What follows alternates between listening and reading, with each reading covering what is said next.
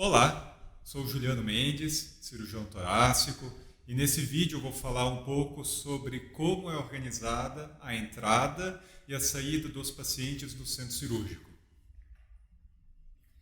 Na minha época de estudante, na primeira semana do internato em cirurgia, recebi a escala de atividades e de uma hora para outra tinha que saber tudo da rotina das cirurgias. Até parece. Passamos visita cedo nos pacientes, junto com os residentes, e logo depois eu deveria ir ao centro cirúrgico para acompanhar a cirurgia do primeiro paciente.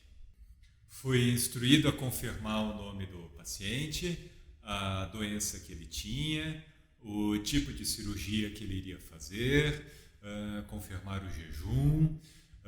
Esses são elementos de um protocolo que mais tarde foi elaborado e difundiu-se bastante. Usa-se até hoje, ele chama-se Protocolo da Cirurgia Segura. Mas esse é um tema para um próximo vídeo. A cirurgia seria na sala 12. E como foi difícil achar os benditos números daquelas salas no primeiro dia. Nunca tinha entrado naquele centro cirúrgico antes. Perguntei, me localizei e entrei na sala. E cadê o paciente? Estava na enfermaria ainda? Não, estava na sala de pré-operatório. O que é isso? Muitos hospitais têm uma sala dentro do centro cirúrgico onde os pacientes são recebidos pela equipe de enfermagem e tem vários dados conferidos: identificação, cirurgia que irá fazer, conferência do preparo pré-operatório, checagem do prontuário e também os exames. Fazem também a aferição dos sinais vitais para justamente poder encaminhar com maior segurança o paciente para a sala de cirurgia. Lá também ficam aguardando a sala de cirurgia ficar pronta, com os materiais e equipamentos prontos, para que quando ele seja levado para a sala, já se inicie a anestesia com maior rapidez e também, claro, para gerar menor tensão para o paciente.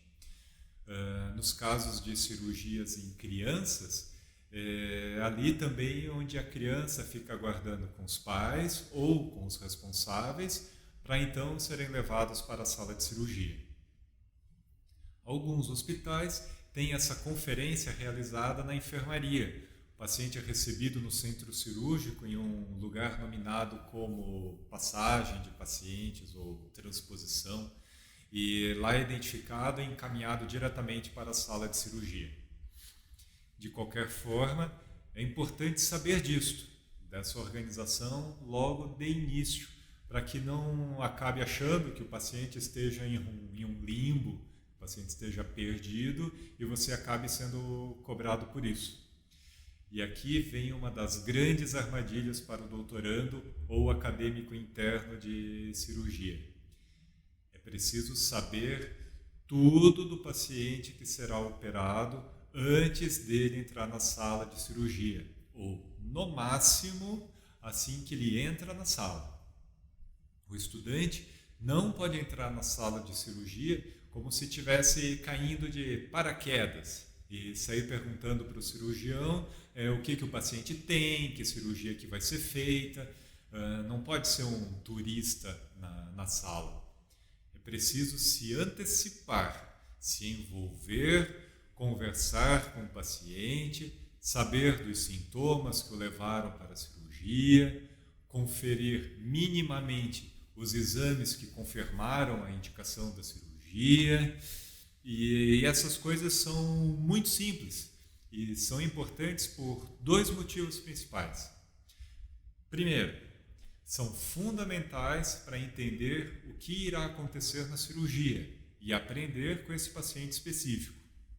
E segundo, são fontes de muitas perguntas que podem ser realizadas pelo residente em cirurgia ou pelo cirurgião responsável por operar aquele paciente. Frequentemente, vocês ouvirão perguntas do tipo: o paciente está em jejum desde que horas?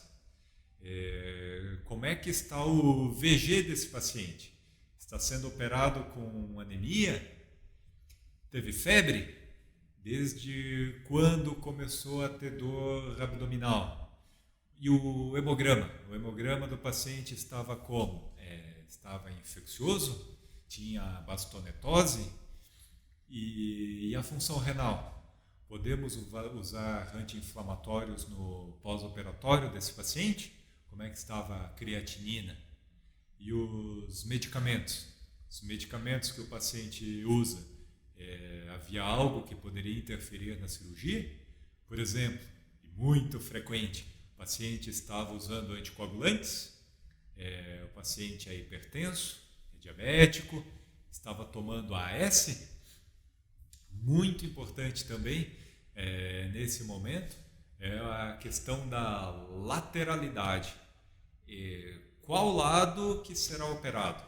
Perna direita ou perna esquerda? Rim direito ou rim esquerdo? Não pode ter dúvidas, de jeito nenhum. E um grande cuidado que se tem que tomar quando o estudante ainda precisa ser parceiro do residente de cirurgia, ajudá-lo no que for preciso. Não saia respondendo tudo que o chefe ou o cirurgião do caso pergunta para o residente. Se a pergunta for para você, responda. Se for para o residente, deixa que ele responda. E na hora de conversar com o paciente, é preciso medir as palavras. Lembrar que ele está tenso pela proximidade da cirurgia. Demonstrar confiança e que todos estão trabalhando para o bem dele, isso é importante. E não fazer promessas do tipo, tudo dará certo, você vai sair curado da cirurgia, eu garanto. E sobre esse preparo, para o início da cirurgia, essas são informações essenciais para a continuidade do tratamento que será instituído e que precisam ser sabidas. Com o passar dos dias, no internato, isso acaba ficando mais automático, mas no início ninguém fala isso para você.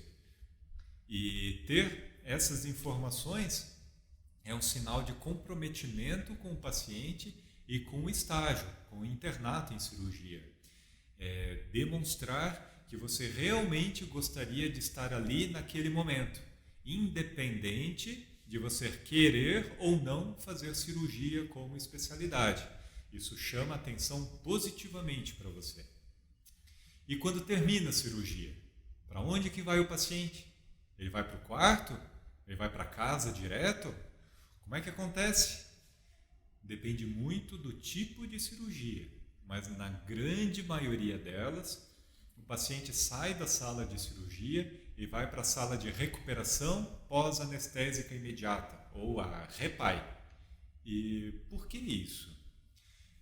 Não vou falar dos pacientes que fazem procedimentos menores com anestesia local, ou aqueles bem mais graves que precisam ir direto para a unidade de terapia intensiva, para a UTI. Tá? Se o paciente faz sedação, se ele faz bloqueios locorregionais, anestesia geral, quando finaliza o procedimento, o paciente precisa recobrar a consciência e ter assegurado que tudo está caminhando bem nessa recuperação imediata. Bom lembrar que o paciente, quando ele está sedado, a sedação não é sinônimo de paciente totalmente inconsciente. Existem vários níveis de sedação e de consciência, tanto no processo de início da anestesia, mas também da recuperação da anestesia. Por isso, cuide muito do que for falar ao lado do paciente, pois certamente algum deles um dia irá lhe perguntar sobre o que foi dito naquele momento da cirurgia. E são fundamentais, então, nesse pós-operatório imediato, a monitorização dos sinais vitais. Saber, por exemplo, se o paciente estiver taquicárdico. E se estiver, o que está acontecendo? Será que é dor? Será que é por anemia aguda? Ou outro motivo? Arritmia, talvez? Sabem qual que é o tipo de arritmia mais frequente no perioperatório? Quem pensou em fibrilação atrial acertou. E se o paciente estiver hipotenso, o que será? Por efeito da medicação anestésica? Ou será que o paciente não está em choque hemorrágico? Teve uma ruptura de um vaso logo depois da cirurgia? E se ele estiver hipertenso, o que será? Será que está com dor? Pode ser. Imagina começar a sangrar por conta de uma elevação, súbita da pressão arterial. Isso é muito perigoso e precisa ser monitorado. E se ele estiver, por exemplo, hipotérmico? Qual que é o grande problema da hipotermia no pós-operatório, nesse pós-operatório imediato? Lembrar que a hipotermia favorece o sangramento, altera a cascata de coagulação. E quanto à saturação do oxigênio? O paciente está ventilando bem? Ele está realmente em respiração espontânea? Será que ele já se recuperou do efeito anestésico? Será que ele está precisando de oxigênio suplementar, nesse período de recuperação? E a dor?